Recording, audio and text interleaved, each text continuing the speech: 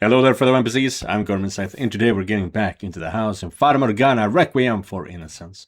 And in the last video, we have just taken care of Morgana. We have put some ointment on her scarred face, and she fell asleep, and she had nightmares of her memories being sold to the Lord.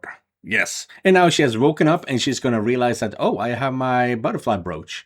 And this guy is not so bad. He's not here to sell me to the brothel. Oh, right, I look like shit. And things like that.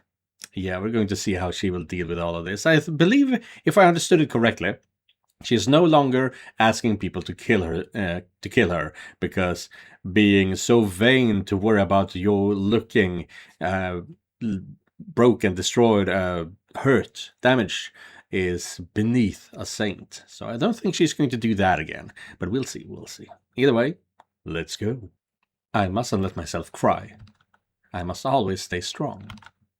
I must endure his trials. My saintly grace must not waver. Father would be greatly disappointed in me. And then I would have nowhere to call home. Okay. Ah, okay, Jacopo this time. My entire head is throbbing. What a wonderful way to start the day. I'd like to sleep in for another 6 or 12 hours, but I still have things to take care of after yesterday. First, down to the pub to talk to the gang.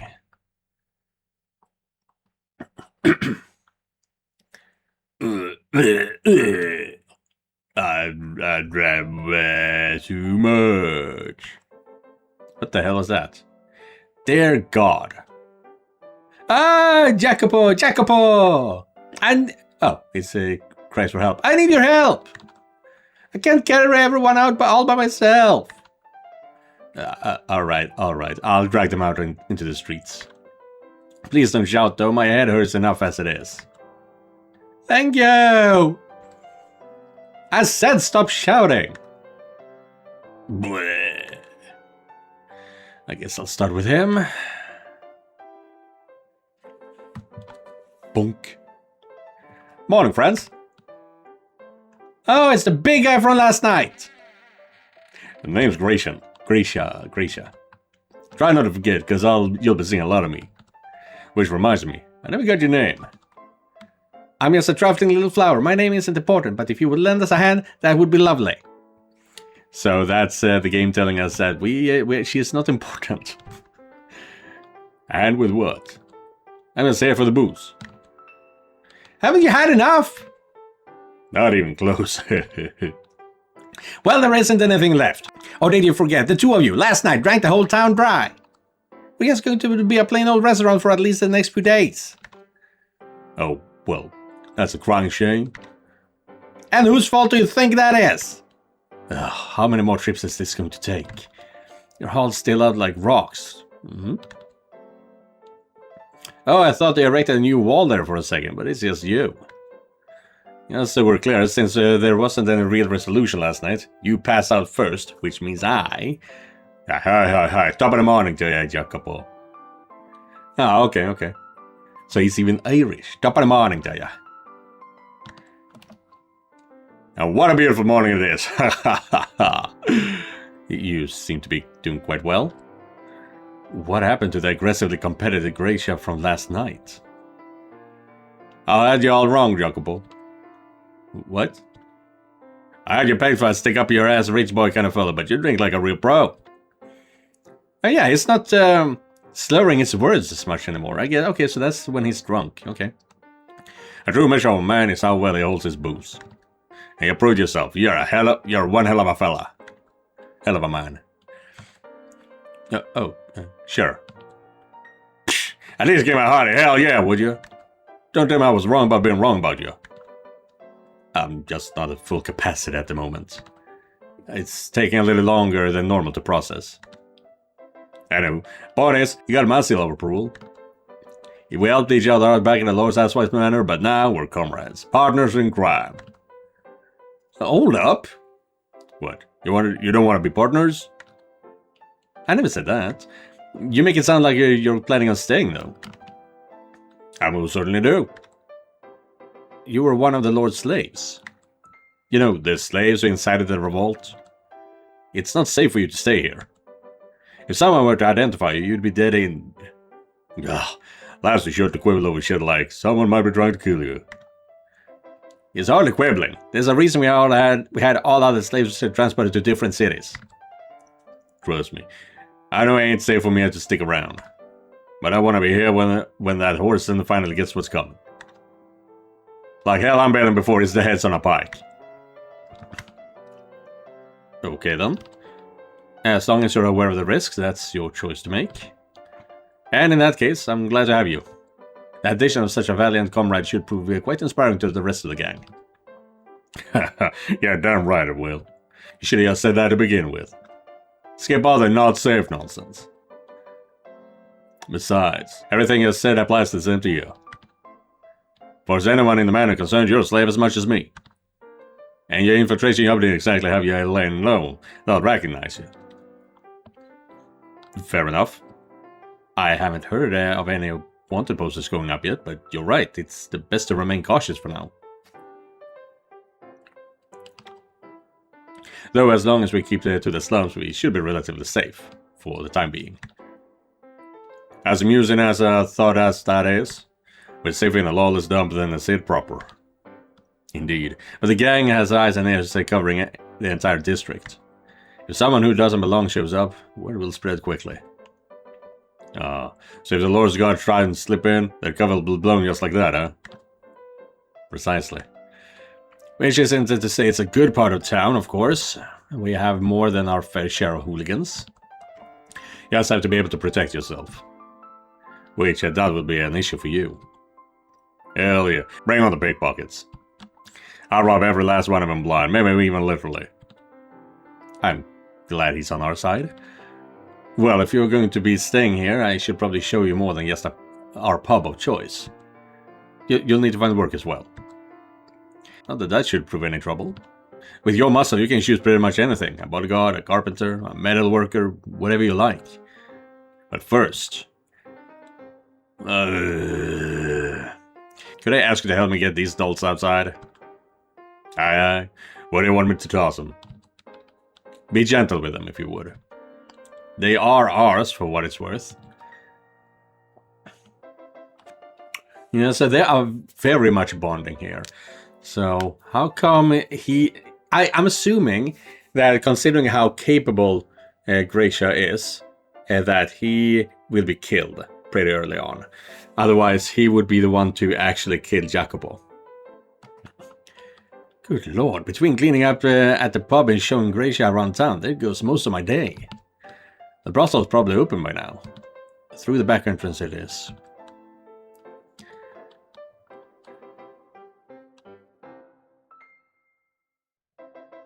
Aye, anyone home? No one? Not even the girl. Don't tell me she went out wandering in her condition. Oh, hey there, Jacopo. Perfect timing. Maria, the girl. Where did she go? Huh? She was here last I checked. Last you checked? You're supposed to be looking after her. Anyway, help me look for her. Yeah, I don't think they'll, Excuse me? Turn around. Hey, yo. Yeah, you look pretty damn bad here. We knew that was the case, but goddamn. And she has the brooch on, yeah. Ah! Where have you been? I didn't even sense her approaching. I swear she just appeared there like a ghost. And where did you get those clothes? Oh, we were digging around in the dressing room and found it there. I wanted to get her into something a little cuter, but she insisted on that. I didn't even know we had clothes that bland here. Girls come and go, though, so it's probably belonged to someone who's not around anymore. But still, I'm shocked anyone who worked here ever wore such a boner killer. It's a cloak for pilgrimages. Huh? An outfit someone wears while on a pilgrimage. This is far more beautiful than any of the filthy whore rags. Oh, a pilgrimage, huh? I never would have guessed we had a girl who was into that. Yet she abandoned her spiritual journey and entered into this den of sinners. I guess? Nevertheless, I am glad there was clothing suitable for me to wear. Yeah, talk about luck! Anyway, I got an appointment. I'll be back. Well, hey, Maria! I get that she's difficult, but you didn't have to ditch me, damn it. It is a rather plain outfit, though, all black and brown. She probably blended in quite well in with the darkness, which would explain why I couldn't find her when I got here. Why are you staring at me? Well, I'm glad you found something you could wear with your brooch. Also, good. Keep a conversation going with her is like pulling teeth. Yeah, you look like you're doing a lot better than yesterday. Much more color in your cheeks. As we can tell the difference beneath all these scars. It's an expression, I'm just saying you look much better. You could barely even sit up yesterday. You're recovering impressively quickly. I imagine it won't be long before you're back at full capacity. Yesterday, What about yesterday? Thank you for rescuing me. What? Right, that. No, don't mention it. It was nothing, really. That's not what you said last night. Oh, come on, just let me be humble, would you? Anyway, I wasn't expecting that. I was readying myself for another argument. I also wasn't sure how much of what happened you even remembered, with how hysterical you got. I was not hysterical. My arms begs too. My mind was clear almost the whole time. I remember everything. First a slave, you, saved my life from the wicked lord. I'm not actually a slave, but details. You took me by the arm, put me on your back and fled from the lord's manor. That I did. I was a little hazy for some of the trip, but by the time you reached the port quarter, my mind had cleared up almost entirely. What? My consciousness had returned by that point. Oh? You brought me to this brothel, and yes, at first I was frightened because I believed you meant to have me become a whore. But that is the one and only instances of me last night you could describe as hysterical. I remember everything. Quite well, thank you. Oh, okay then. Fair enough. You're right. I can't tell if she's sincere or just trying to convince herself. But she seems unusually repulsed by the idea of her losing her cool. She's not entirely right, but she's not entirely wrong either, so I'll let her have this one. In any event, you recovered well enough to hold a conversation, which is great to see. What do you mean to do with me now? Better question, what do you want to do? Alright, well, here's an idea, if you don't have anything. You can stay here until you're all the way back on your feet. Maria's already set aside that room for you. You want me to stay in this vile gathering places of sinners. You do realize who you're talking about, right? Those vile sinners are the ones who took you in. Who agreed to look after you. They're no different than you or me. Just doing what they must to get by. I am not like them. You're right. They don't look down on others for their line of work. At the very least, try to keep your callous prejudice against prostitutes to yourself when they're not around, would you? Why? It is my sacred duty to spread the word of God. Indulging in carnal pleasures is a sin, no matter the reason. Prostitutes are filthy, tainted women. Jeez, did all the blood the Lord took cause your damn heart to shrivel up? In what world is it reasonable for you to go up to a woman offering you sanctuary and call them to their faces sinners? Show them some gratitude, damn it. You are the one who brought me here. I never asked them to do anything for me. Oh, fine, whatever. If you're that opposed to staying here, then go. Get the hell out. You don't deserve their hospitality. Go off and preach the word of God and call everyone sinners. I expect someone will find you dead on the side of the road in less than a fortnight. Very well. Thank you for yesterday. And farewell. Wait! Wait. Yes? Are you insane? You're not supposed to actually go! You're the one who told me to leave. I just... Ah! Off to a great start with that 3 years of ice breaking, Jacopo. She's been through hell, you know that. I'm sorry. I take everything back. That was extremely childish of me. So please, reconsider. I wouldn't be able to sleep at night knowing I chased you out.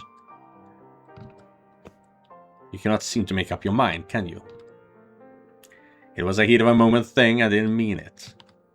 I'm sorry, I don't actually want you to leave. Good lord. Oh right, the ointment. Did you apply it like I told you to? No? Really? Well, in that case, I'll do it now. You'll need help with your back either way. You're a very curious man. Why do you say that? No reason. I'm simply saying the first thing that came to mind. Don't tell me you think I have unscrupulous tastes like Maria seem to believe. Let me make this perfectly clear. I will not lay a finger on you. You're just a child, for God's sake. Now, sit down. Well, look at that. I thought I'd have to fight her on this. Is something the matter? I never told you to undress. Were you wanting to apply the ointment to my clothes then? Yeah, good point. That wouldn't help very much, would it? God damn it, Jacob, calm the hell down. Or are you trying to make yourself look like a liar? She's just caught me off guard, that's all.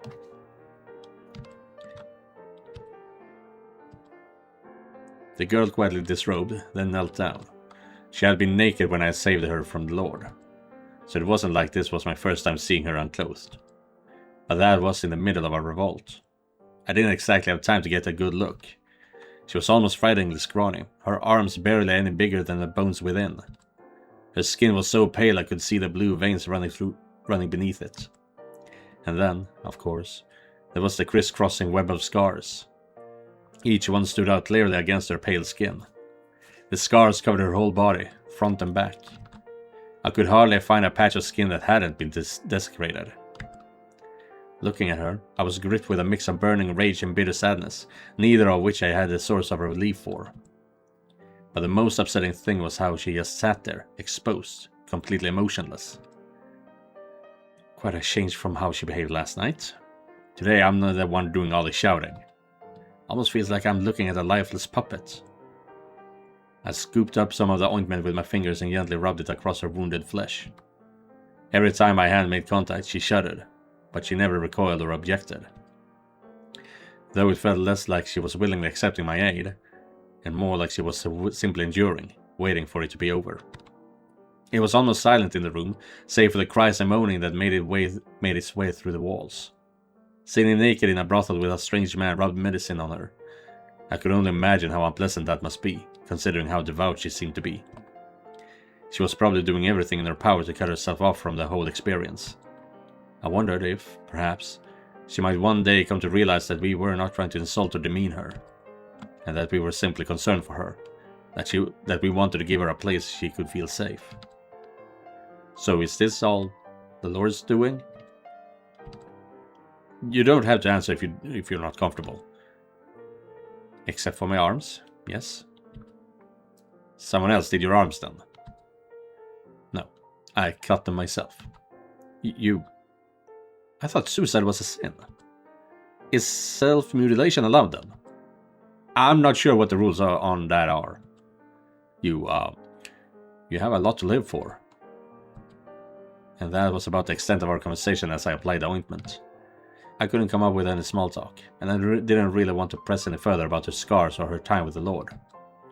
So I quietly worked, and she quietly let me do my work. By the time it was all over, I was exhausted, It felt like it had taken more out of me than the couple of hours I had spent dragging unconscious drunks from the pub. When I told her I was finished, she let out a sigh of relief, the first sign of emotion I had seen from her since we began. Thank you. Oh, wait, we're not quite done. Still have to take care of your face. No, I'm fine, thank you. I beg to differ. If anything, you should be the most concerned about your face. Now, come on, look at me. Do I have to? Well, yeah. It'd be kind of silly to do everything but your face. I can do it myself. Sure, yeah, not happening. I'm going to finish what I started. Why? Why can't I do it myself? Because my gut tells me you'll just slap a little on and call it done. I want to make sure it's taken care of properly. So look at me. Show me your face. Fine. Yeah. We've seen this image. It was bizarre how she had so little hesitation exposing her naked body, yet vehemently resisted letting me see her face. With anyone else I knew, it would be the other way around. The wounds on her face seemed to hold much more significance to her than those of the rest of her body. When she asked me to kill her yesterday, it was immediately after seeing herself in the mirror. But if the marks on her face were that upsetting, wouldn't she want them to heal? So why was she fighting me about it? Did she have some other reason to hide her face from me?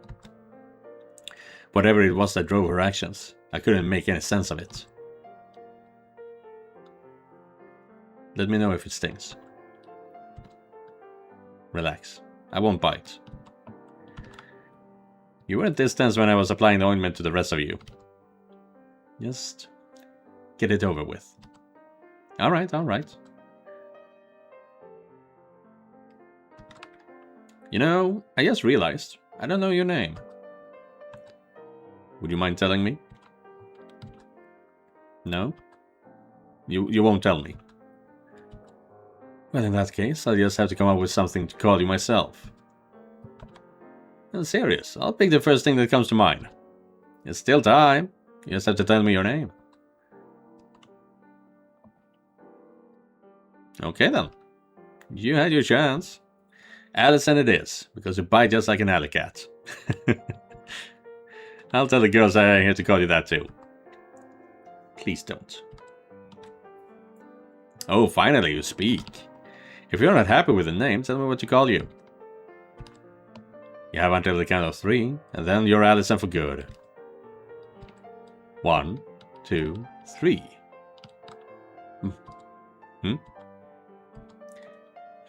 Isn't your whole name, is it? Huh? Sir, I can understand being a little embarrassed about that. It's not my place to talk, I know. And I don't mean any ill will, but that's a very unfortunate name you were given. That's not my name. It's Morgana. Now that wasn't so hard, was it? It's a nice name, Morgana. I like it. Also, it reminds me of my homeland. Your homeland? Yeah. I mean, I hardly remember anything about my childhood anymore. I couldn't even tell you the name of the country. Huh.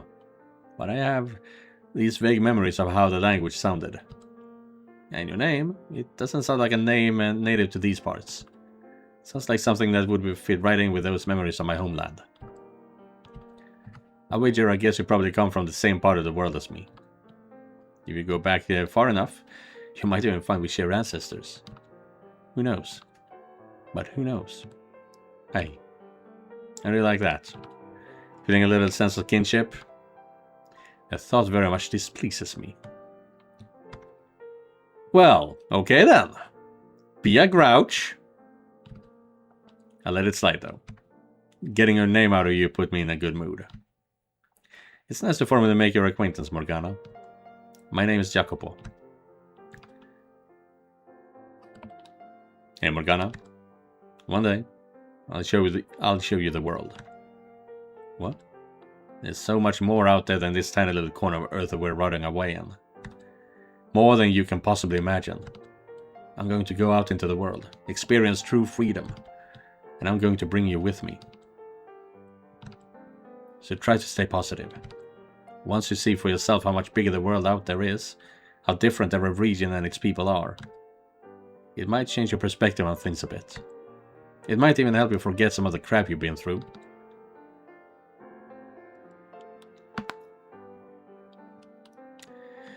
Alright, now I'm done. That ended up taking pretty much all the ointment. I'll have to go buy some more.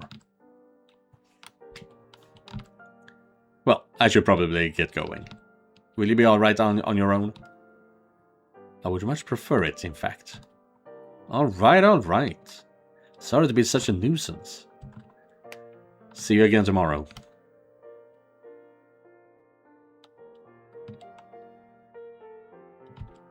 My whole body's all slimy.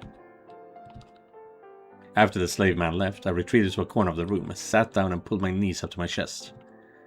Through the walls I could hear men and women singing, so I plugged my ears in an attempt to block out the vile noise.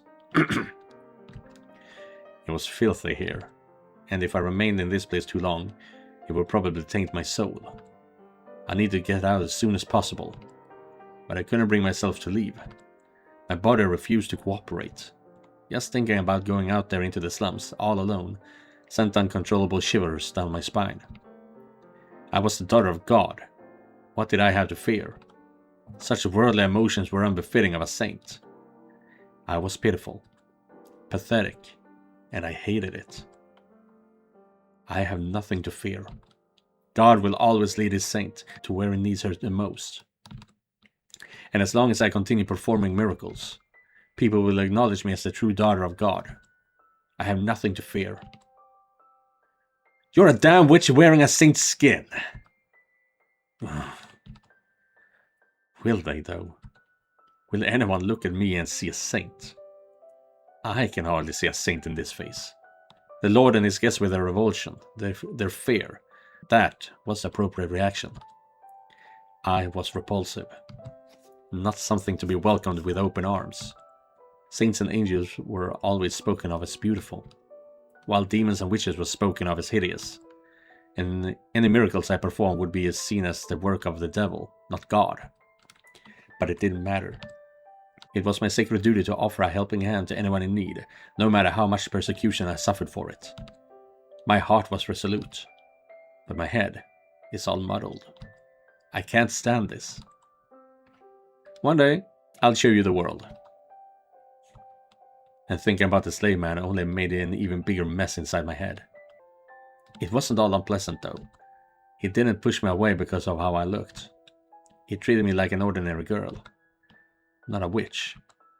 And not a saint either. And besides, I was being disrespectful. I know that. He was well within his rights to be angry. He could have let me go, but he didn't. He got angry, but he told me to stay. Put ointment on me. Smiled even. A very curious man indeed. And then there was what he had said about his homeland. Just because my name reminded him of where he came from. Didn't mean I came from there as well. Never mind that nonsense about us sharing ancestors. I had no bloodline to trace back. My mother had conceived me without knowing man. And my father resided in the heavens above, the Lord God. The very idea that we shared blood was absurd.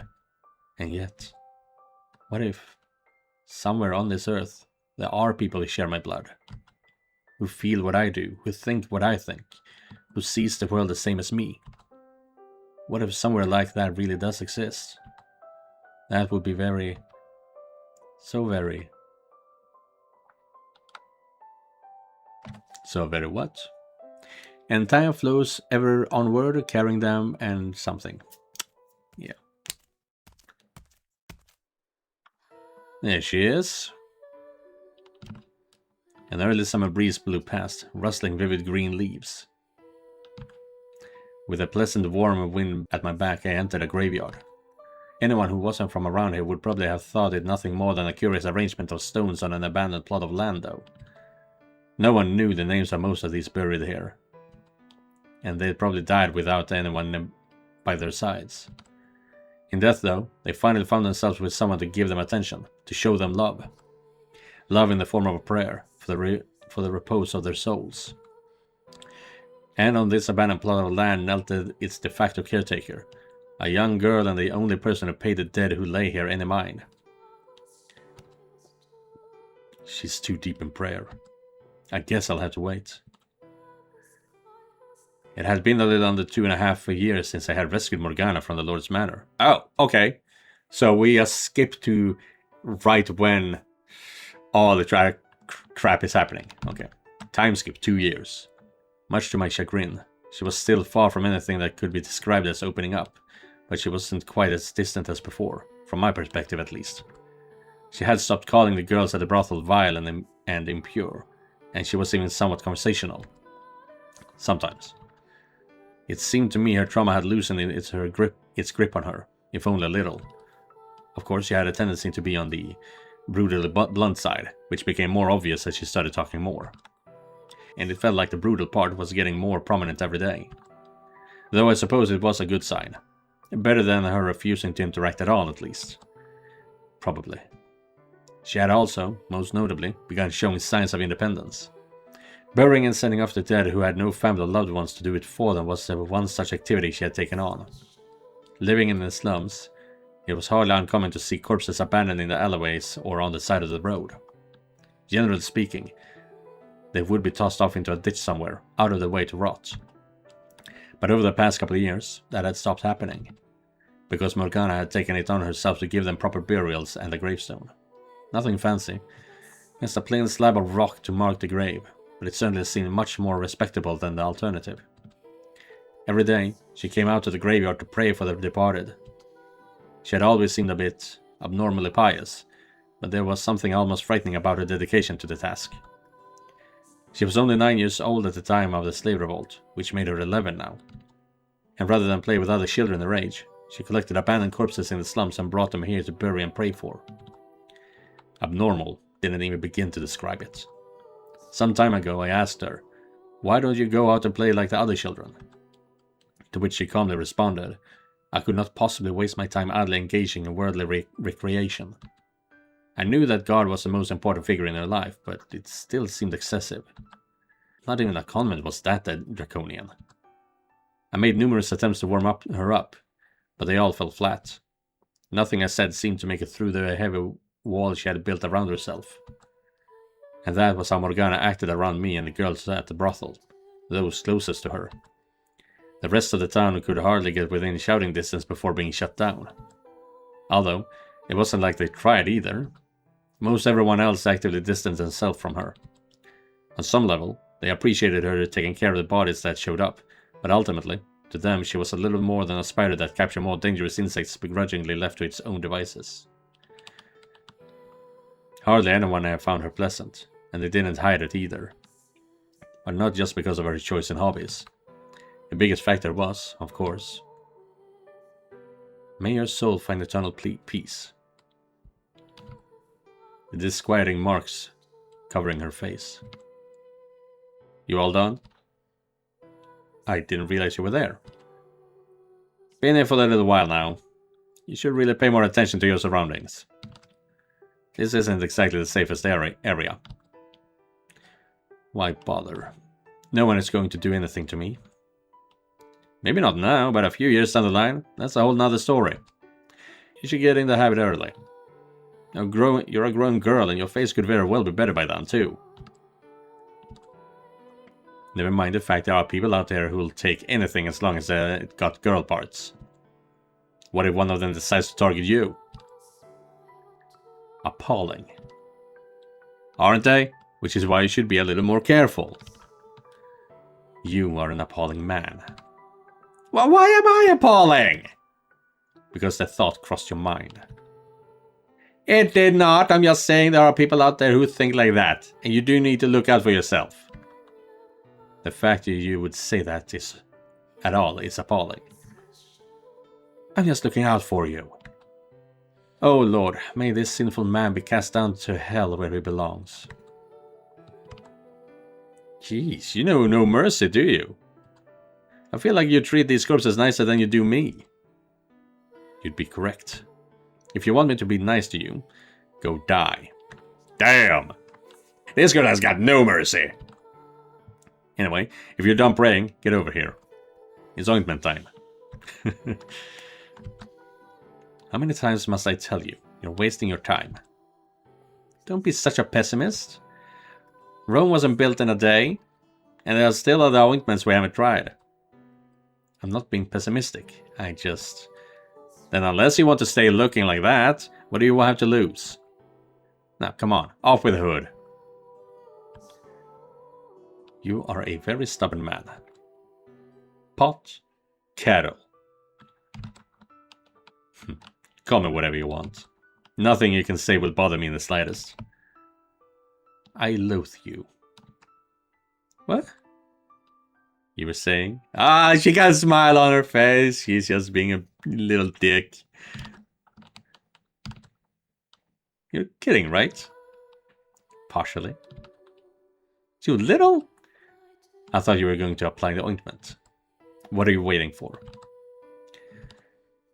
I sighed and gave her a little glower, then scooped up some ointment with my fingers. Morgana angled her face toward the floor, closed her eyes, and waited for me to begin. There was an element within the gang that gave me flack for all the time I spent looking after and caring for Morgana. Well, it was mostly Gracia, actually. If I were you, I would have tossed the ungrateful brat out of her ass years ago. Would it be another story if she were a lurker, of course? And to a degree, I understood where he was coming from. I certainly would have appreciated a little gratitude. On the other hand, all the time I spent with her, even if it was largely being verbally abused, allowed me to notice more subtle changes in her mannerisms. And seeing that growth, however small, was one of the things that motivated me to keep at it. For example, a year ago, whenever I went to make a physical contact with her, I would have to verbally reassure her I had no intention to do her any harm, or she was likely to start shouting. And even if she didn't, she would sit there the whole time I applied ointment, incredibly stiff. Now, she was more relaxed. I could even sense a sort of trust emanating from within her as my fingers rubbed against her skin. It wasn't my imagination. At least, I didn't think it was. It was something only perceptible through the act of making direct physical contact. That said, she is still borderline inscrutable. As I massaged the ointment into her skin, I traced the outline of her face with the flat of my thumb. The vast majority of her face was discolored, and in places, patches had festered and fallen off. The skin of her corners of her lips was shriveled and curled up, which I could only imagine was fairly painful. It was rough and uneven, hardly a pleasant sensation and a far cry from the clean, smooth skin most girls her age would have. Maybe she is right. You'd think it'd show some sign of healing by now if it were ever going to.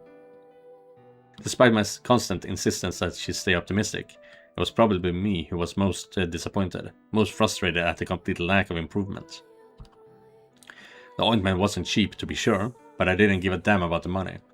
It was the sense of hopelessness that got me, that it was all for nothing. Back when we first took her in, Marie had suggested that Mark and Morgana's face might be a manifestation of something psychological or emotional. And I was beginning to think she was right. That wasn't going to stop me from trying, though. This was the only thing I could think of to do for her. I wonder what she'll look like when she's all healed. Maybe she'll smile for once. I'd like to see that someday. Hello? Is anyone in there? I know this is in the middle of the scene, in the middle of the conversation, but I think I need to cut off here right now. I am very tired and I'm very hungry. So I need to get some food into my stomach, and then I'm going to record the rest of this for tomorrow's video. But yeah, Morgana is being cheeky, but she is also very, how do you say, reluctant to get to know people, to say the least. So that's where we're at. Anyway, thank you guys for watching, and an extra thank you to all the members of this channel. Don't forget to like and subscribe, and I'll be seeing you guys in the next one. Goodbye, everyone.